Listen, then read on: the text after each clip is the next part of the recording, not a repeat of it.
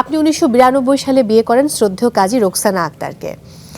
আপনার জীবনে তার প্রভাব এবং সমর্থন কতটা? সমর্থন তো আছে অবশ্যই। কারণ আমি যখন বিয়ে করলাম সাধারণত মুসলিম বাঙালি মুসলিম পরিবারে, এবং আমি বিয়ে করেছি কিন্তু সেটেল ম্যারেজ। আমার মা পছন্দ করেছে, আমার ভাবি পছন্দ করেছে আমি বিয়ে তারাও পারিবারিকভাবে পছন্দ করেছে, আমাকে বিয়ে করেছে।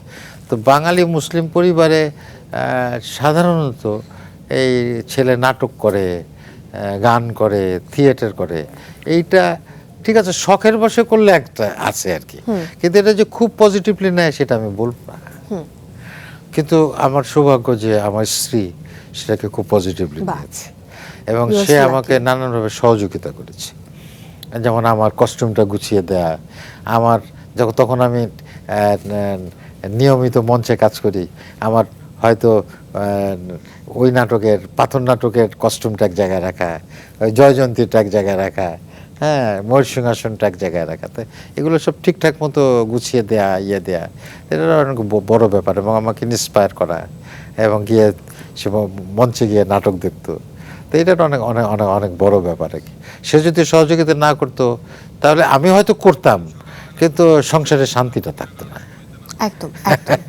কখনো ঝগড়া হয় না যে যখন পরিবারের বিশেষ দিবসগুলোতে ভাবিকে সময় দিতে পারেন না? না, সেইটা হয় না যে বিশেষ সময় বলতে আমি সময় দেওয়ার চেষ্টা করি, তবে একটা জিনিস হয় মাঝে মাঝে, যেটা আমারই দোষ আর কি, সেটা অনেক সময় ভুলে যাই। কারণ একটা সময় তো আমি অনেক ব্যস্ত ছিলাম, তো ওই ভুলে যেতাম আসলে। তা হয়তো তার জন্মদিনটা ভুলে গেছি, হয়তো পর সকালবেলা মনে হয়েছে যে আজকে তো তার জন্মদিন। অভিমান করতো নিশ্চয়ই। হ্যাঁ, অভিমান তো করাটা স্বাভাবিক, আমি হলো অভিমান করতাম, কারণ আমারটা তো সে ভুলে না। ভাঙাতেন কি করে? কারণ আমারটা তো সে ভুলে না, তাহলে আমি তো ভুলে যাই, এটা অন্যায় না। কিন্তু কিভাবে ভাঙাতেন সে অভিনয়? ভাঙাইতে মানে কিন্তু একটা বকা টকা খেতাম আর কি, তারপরে উপহার বা অন্য কিছু দিয়ে? হ্যাঁ, তা তো আছেই, একটু উপহার দেয়া বা একটু ইয়ে করে। আবার এই ক্ষেত্রে আমার মেয়েরাও একটু হেল্প করতো,